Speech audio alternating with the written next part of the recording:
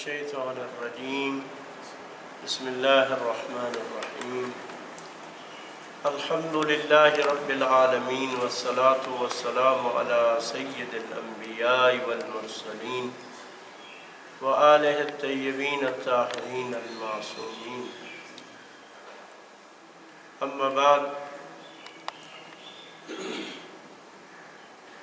یہ ایام جو 15 رمضان المبارک اور 19 اور 21 کے درمیان کے ایام ہیں، ایک طرف ولادت باسعادت حضرت امام حسن مجتبیٰ علیہ السلام ہے اور دوسری طرف ایام شہادت مولا متقیان علی ابن ابی طالب علیہ السلام ہے۔ تو ان ایام کی مناسبت سے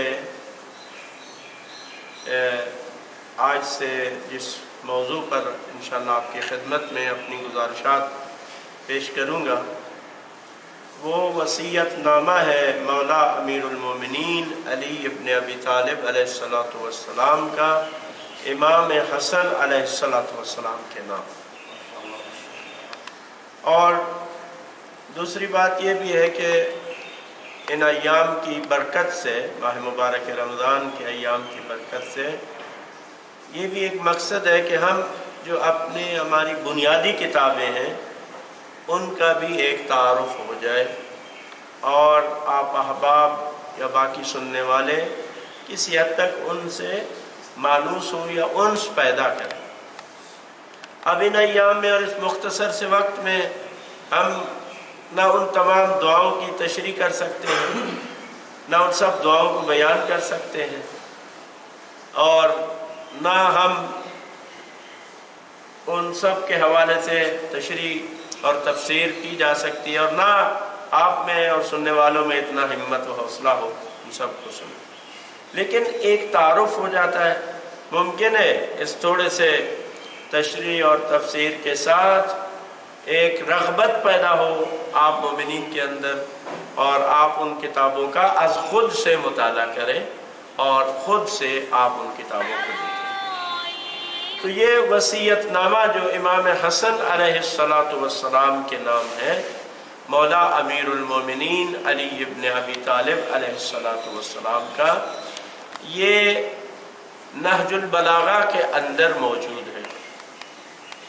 آپ کے علم میں ہے کہ نہج البلاغہ امیر المومنین علی ابن ابی طالب علیہ السلام کے خطبات، مکتوبات اور حکمت آمیز کلمات سے عبارت ہے۔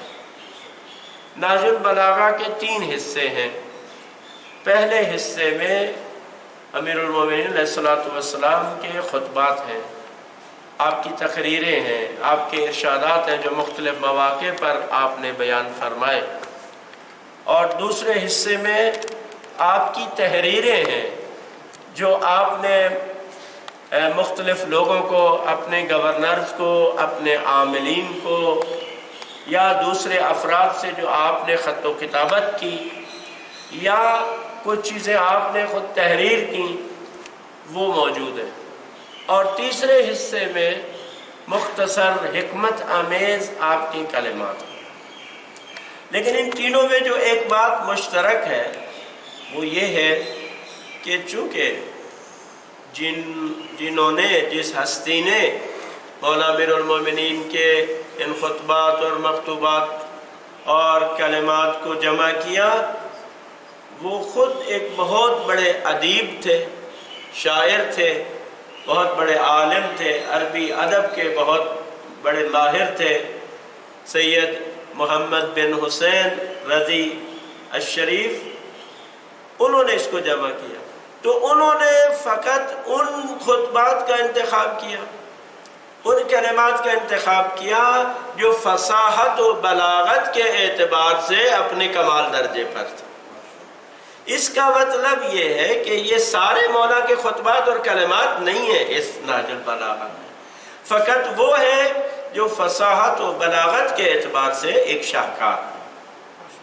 سید رضی رحمت اللہ علیہ یہ 4 صدی ہجری میں انہوں نے زندگی کی ہے۔ 406 ہجری میں ان کی وفات ہے، 406 ہجری میں، اور قازوین میں ان کا مزار ہے۔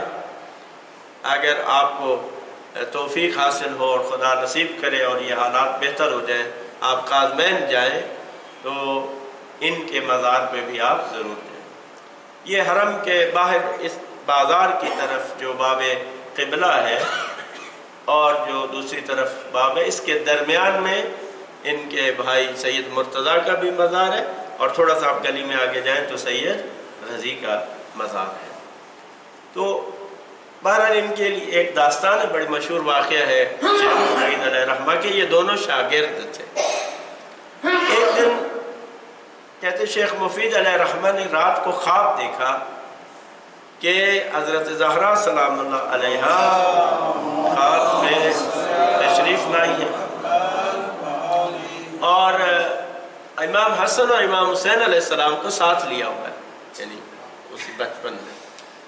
اور آ کر بی بی فرماتی ہیں شیخ مفید سے کہ شیخ مفید میرے ان 2 بچوں کو درس پڑھاؤ۔ تو یہ خواب سے بیدار ہوئے اور پریشان ہو گئے کہ اس کی کیا تعبیر ہو سکتی ہے، یعنی حضرت زہرا سلام اللہ علیہ کا امام حسن امام حسین علیہ السلام کہا، اور بی بی کا یہ فرمانا کہ میرے ان بچوں کو درس پڑھاؤ۔ کہتے پھر اس کے بعد سو نہیں سکے شیخ مفید علیہ رحمہ۔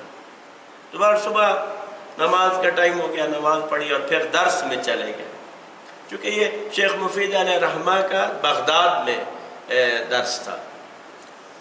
تو شیخ مفید علیہ رحمہ کا بھی مزار وہیں قازوین میں ہے، حضرت امام موسیٰ کاظم علیہ السلام کے مزار کے احاطے میں، یعنی قبلے کی طرف اگر آپ رخ کریں تو بائیں طرف والا جو حصہ ہے اس طرف ان کا مزار ہے، لکھا ہوا ہے۔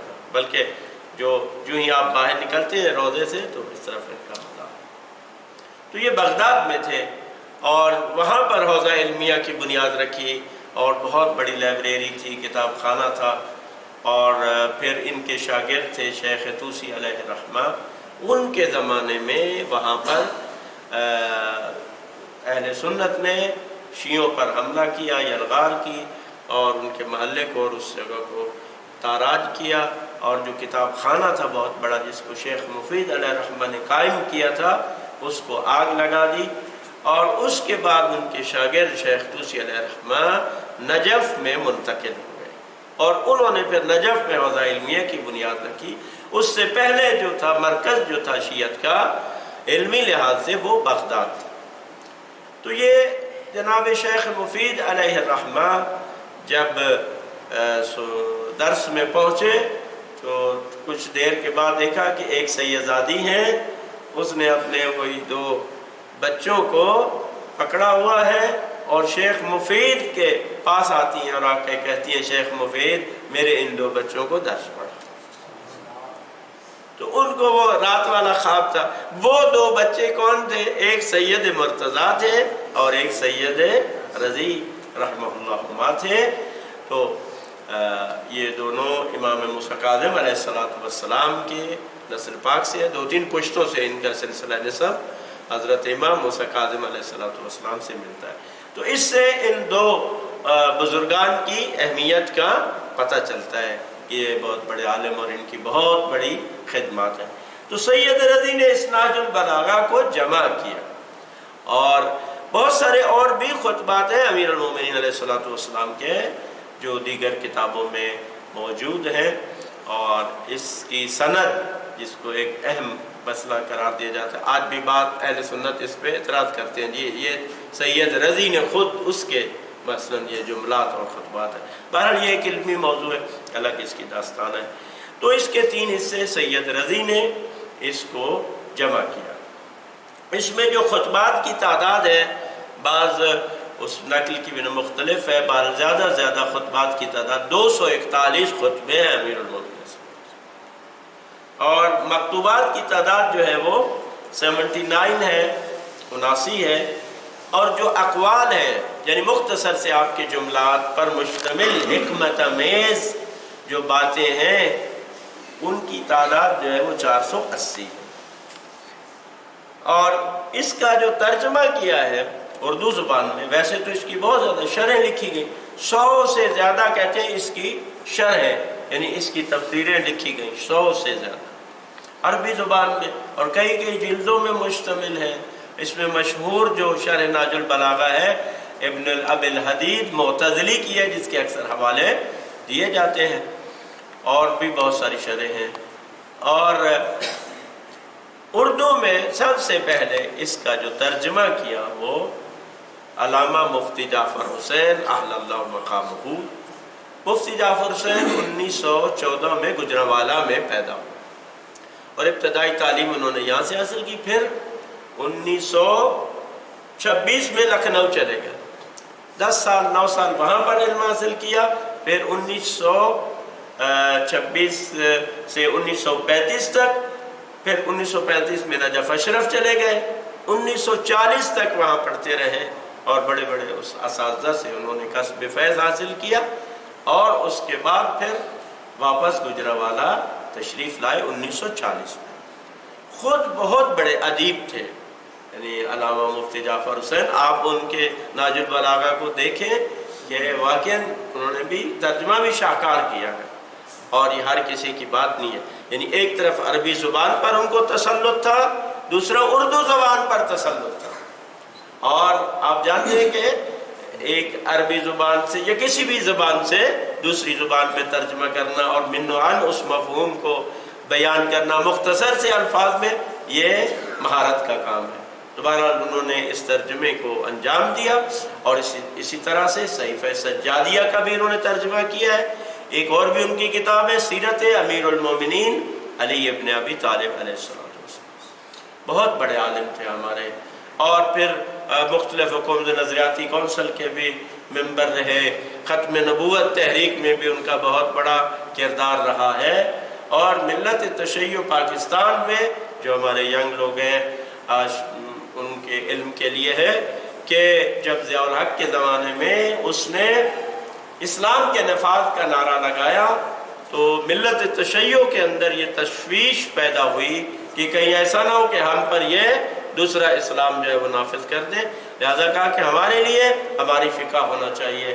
اس کے لیے یہ وہاں پہ بکھر میں ایک اجلاس ہوا 1979 اپریل 1979 میں بکھر میں پورے یعنی پاکستان کے تشیع کا اجتماع ہوا، اور اس میں مفتی جعفر حسین کو متفقہ طور پر ملت تشیع کا قائد منتخب کیا گیا، اور پھر انہوں نے 1980 میں یہاں اسلام آباد میں گراؤ کیا سیکریٹریٹ کا، اور اس کے بعد ضیاء الحق سے منوایا کہ جو بھی قانون بنے گا، اسلامی کوئی قانون بنے گا، اس میں جو شیعہ فقہ کے مطابق شیعوں کے لیے وہ ہوگا، جس میں سر فہرست کیا تھا، آج بھی بہت سارے لوگ اس سے فائدہ اٹھا رہے ہیں، وہ کیا ہے، زکوٰۃ آرڈیننس کے نام سے ہے۔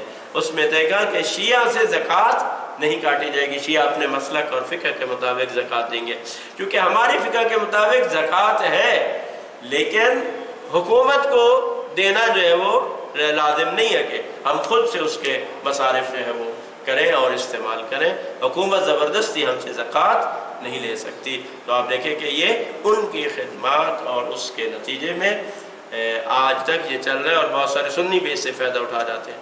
وہ بھی شاہ صاحب بیٹھے، ان کو پتہ ہوگا، بینک میں ایفیڈیوٹ آ کے دیتے ہیں کہ ہم سپریم کورٹ نے آرڈر کر دیا ہے، جی کیا اسی فیصلے کی روشنی میں سپریم کورٹ نے آرڈر کیا ہے کہ ہر مکتب فکر کا بندہ اپنی مرضی سے لے سکتا ہے۔ ہاں یہ دیکھ، یہ اس کا نتیجہ ہے مفتی جعفر سے۔ تو اللہ تعالیٰ ان کے درجات کو بلند فرمائے۔ 1983 میں 29 اگست 1983 میں مفتی جعفر حسین صاحب بزرگ تھے، میں نے ان کو دیکھا ہوا ایک دو دفعہ، ان کی زیارت ہوئی، اس وقت ہم بالکل ینگ تھے، تو بہت سادہ اور درویش صفت انسان تھے، یعنی حتیٰ قیادت کے زمانے میں بھی جب ہم ملتان میں تھے، ایک مسجد تھی، تو وہاں پر ہم نماز پڑھ رہے تھے کہ اتنے میں دیکھا کہ مفتی جعفر حسین صاحب تشریف لے آئے، ہوائی چپل پتہ نہیں کسی ٹانگے سے یا کسی بس سے اترے، اور ایک عبا اسی طریقے سے ایک عبا جو ہے وہ انہوں نے اس طرح رکھی ہوئی، اور سادہ سے جناب والا وہ اس مسجد میں تشریف لائے۔ بہت درویش قسم کے انسان تھے اور بہت بلند پائے کے ہمارے عالم دین تھے۔ کربلا گامے شاہ اگر کبھی آپ کے جانے کا اتفاق ہو تو امام بارگاہ جو گامے شاہ کی جو زیارت ہے اس کے پیچھے ان کا مزار ہے، ضرور آپ ان کی قبر پر جا کر فاتحہ پڑھیں۔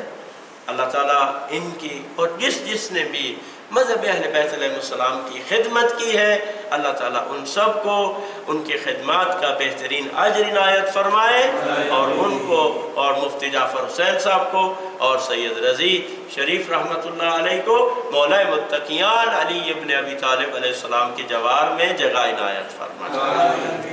تو اب ہم آتے ہیں اس وصیت نامے کو جس کی انشاءاللہ آپ کی خدمت میں عرض کریں گے۔ یہ مکتوبات کے حصے میں ہے، یہ وصیت نامہ جو امام حسن علیہ السلام کے نام ہے، یہ مکتوبات کے حصے میں 31 نمبر مکتوب ہے یہ، اور یہ وصیت نامہ امیر المومنین علی ابن ابی طالب علیہ السلام نے جب آپ جنگ صفین سے واپس آئے تو حاضرین کے مقام پر آپ نے پڑاؤ ڈالا، اور وہاں پر یہ تفصیلی آپ دیکھیں گے کہ تفصیلی وصیت نامہ ہے جو امیر المومنین علیہ السلام نے امام حسن علیہ السلام کے نام تحریر فرمایا۔ اور بھی مولا کے وصیت نامے ہیں جو جنگ صفین کے واپسی پر آپ نے تحریر فرمائے۔ گویا مولا امیر المومنین نے جنگ صفین کی جو حالت دیکھی، یا آپ کو اندازہ ہوا کہ اب یعنی بہت کم وقت رہ گیا ہے میرے جانے میں، تو اس لیے آپ نے مختلف وصیتیں فرمائی ہیں، اور کچھ وصیتیں ہیں جو آپ نے ضربت لگنے کے بعد فرمائی، اور اس میں کچھ وصیتیں جس میں آپ نے فرمایا کہ یہ میری وصیت ہے میری اولاد تک، اور جس تک یہ میری تحریر پہنچے ان سب کے لیے میری وصیت ہے۔ تو انشاءاللہ اس کو بھی 21 کو آپ کی خدمت، وہ خاص طور پر وہ وصیت جو ہے وہ آپ کی خدمت میں انشاءاللہ بیان کریں گے۔ تو اس میں مولا امیر المومنین علیہ السلام جو ارشاد فرماتے ہیں کہ آپ پڑھیں، بہت ادبی جملے ہیں، اس کو سمجھنے میں بھی انسان کو تھوڑا علمی اور ادبی ذوق درکار ہے۔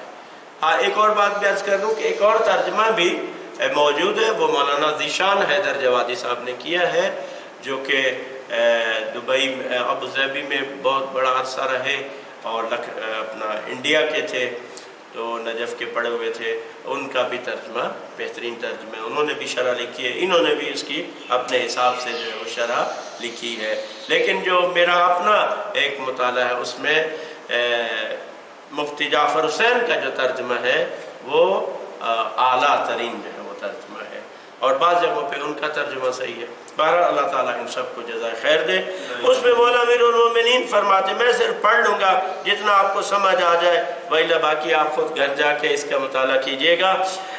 فرماتے ہیں من الوالد الفان المقر للزمان المدبر العمر المستسلم للدہر۔ آپ دیکھیں مولا امیر المومنین کے کلمات، آپ دیکھیں کہ کیسے جو ہے وہ جو خطابت اور اس میں فصاحت و بلاغت ہے۔ الضامن الدنیا الساکن مساکن الموتى الزائن عنها غدا الى المولود المعمل ما لا يدرك السالك سبيل من قد هلك غرض الاسقام برهينة الايام ورمية المصائب وعبد الدنيا وتاجر الغرور وغريم المنايا واسير الموت وحليف الهموم وقرين الاحزان ونصب الآفات وسری الشہوات وخلیفۃ الاموات۔ فرماتے ہیں یہ وصیت ہے اس باپ کی جو فنا ہونے والا ہے، کلو علیہا فان، ٹھیک ہے نا، اس عنوان سے یعنی اس دنیا سے جانے والا ہے، اور زمانہ کی چیرے دستیوں کا اقرار کرنے والا ہے، جس کی عمر پیٹ پھیرائے ہوئے ہے، یعنی اب عمر نے ان سے پشت کی ہے، یعنی اب جا رہے ہیں، اور جو زمانے کی سختیوں سے لاچار ہے، دنیا کی برائیوں کو محسوس کر چکا ہے، اور مرنے والوں کے گھروں میں مقیم ہے۔ کیا مطلب؟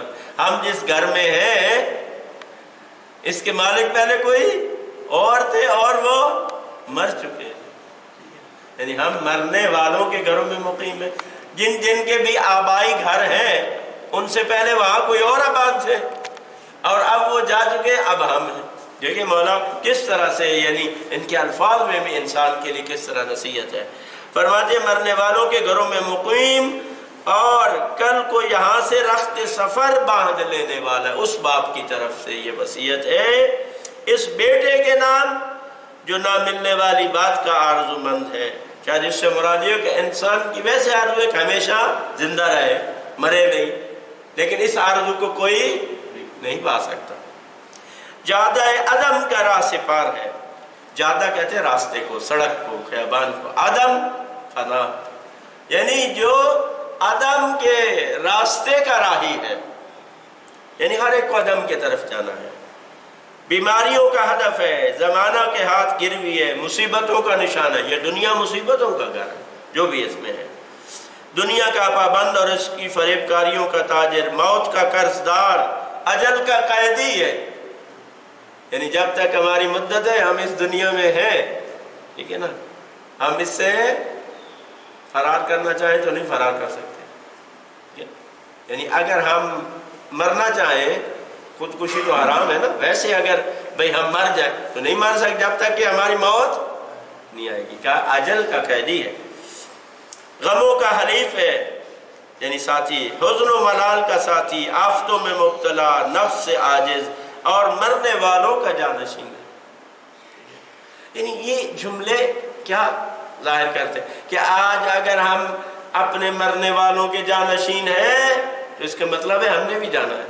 ہمارا بھی پھر بعد میں کوئی اور آ کے جانشین ہوگا، ہمارے گھروں میں بھی کوئی اور آ کے آباد ہوگا، ہم نہیں ہوں گے، کوئی اور اس میں بسے گا.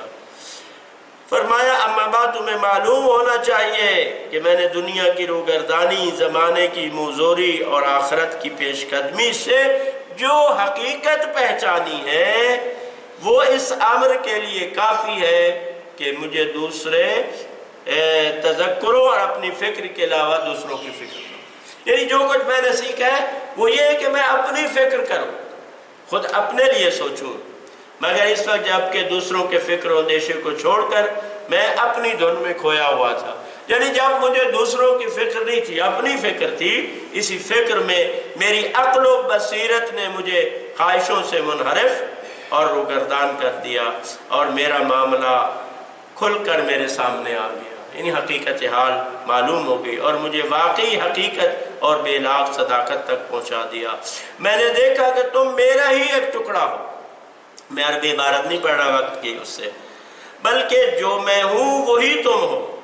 یہاں تک کہ اگر تم پر کوئی آفت آئے تو گویا مجھ پر آئی ہے، اور تمہیں موت آئے تو گویا مجھے آئی ہے. اس سے مجھے تمہارا اتنا خیال ہوا جتنا اپنا ہو سکتا تھا. لہذا میں نے یہ وصیت نامہ تمہاری رہنمائی میں اسے معین سمجھتے ہوئے تحریر کیا ہے، خواہ اس کے بعد میں زندہ رہوں یا دنیا سے چلا. اب وصیت کیا ہے؟ فَإِنِّي أُوصِيكُمْ بِتَقْوَى اللَّهِ. دیکھیں سب سے پہلی وصیت جو فرما رہے ہیں کہ بیٹا میں تمہیں تقوی الہی اختیار کرنے کی وصیت کرتا ہوں.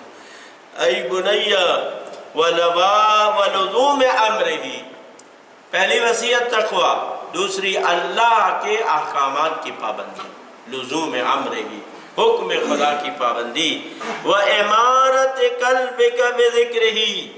اور تیسری وصیت یہ ہے کہ اپنے دل کو آباد کرو. دیکھ خوبصورت ہے، اپنے دل کو آباد کرو، تعمیر کرو، پر رونق بناؤ. کس سے؟ بے ذکر ہی، اللہ کے ذکر سے. یہ ایک بحث ہے کہ جو قلوب ہے، آگے بھی بات آئے گی، یہ جو قلوب ہیں یہ ویران بھی ہوتے ہیں، آباد بھی ہوتے ہیں. ویران بھی ہوتے ہیں، آباد بھی، تباہ برباد بھی، زندہ بھی ہوتے ہیں، مردہ بھی ہوتے ہیں. بعض کہا کہ یہ مردہ دل ہے، ان کے دل مر چکے ہیں. ٹھیک ہے، یہاں یہ بات واضح ہے کہ اس دل سے مراد جو یہاں پر بات ہوئی ہے یہ وہ نہیں ہے جو ہمارے اندر ایک خون کا لوتھڑا ہے اور جو خون کو پمپ کرتا ہے اور صفائی کا کام دیتا ہے، یہ مراد نہیں.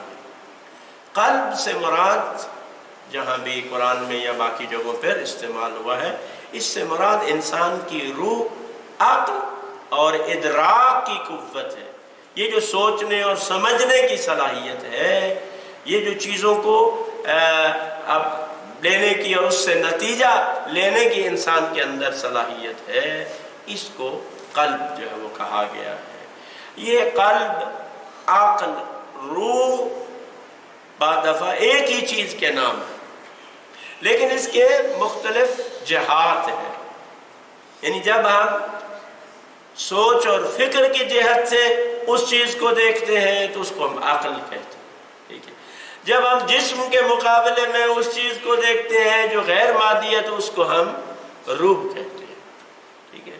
اسی طریقے سے کبھی ہم اس کو قلب کہتے ہیں، جب احساسات اور جذبات کی بات آتی ہے تو اس کو ہم کیا کہتے ہیں؟ قلب کہتے ہیں۔ اور قرآن مجید میں ہے کہ ان کے دل ہیں لیکن یہ سوچتے نہیں ہیں، تو عقل کے حوالے سے اور قوت ادراک کے حوالے سے قلب کو استعمال کیا ہے۔ تو یہ قلب سلیم کی بات بھی ہے، قلب سقیم کی بات بھی ہے، کہا ان کے دلوں کے اندر مرض ہے، مریض دلوں کی بات بھی ہے، ٹھیک ہے۔ یہ سب اسی چیزوں کی اور روح سے متعلق جو ہے مطالب ہیں۔ امام فرماتے ہیں کہ اپنے دل کو آباد کرو بذکر ہی، اللہ کے ذکر سے۔ اللہ کے ذکر سے دو فائدہ ہے، ایک آباد بھی دل اللہ کے ذکر سے ہوتا ہے اور سکون بھی اللہ کے ذکر سے دل پاتا ہے۔ الا بذکر اللہ تطمئن القلوب۔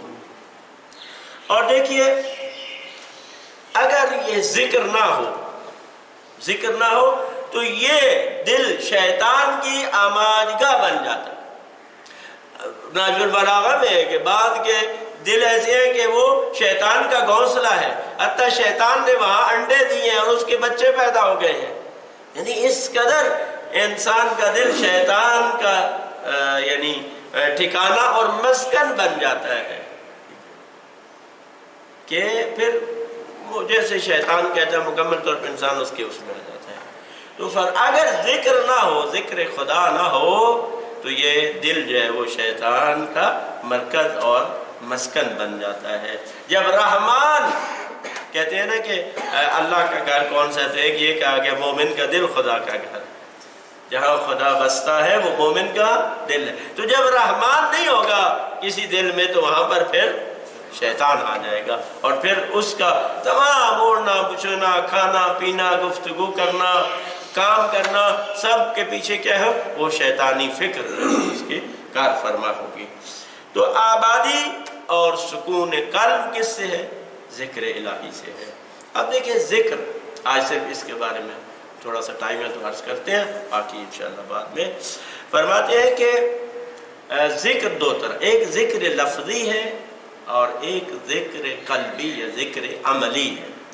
ذکر لفظی یہی ہے جیسے ہم کہتے سبحان اللہ، الحمدللہ الحمدللہ، لا الہ الا اللہ۔ خوب یہ بھی اپنی جگہ پر اہم ہے، ٹھیک ہے، لیکن اس سے بھی زیادہ اہم جو ہے وہ ذکر عملی ہے۔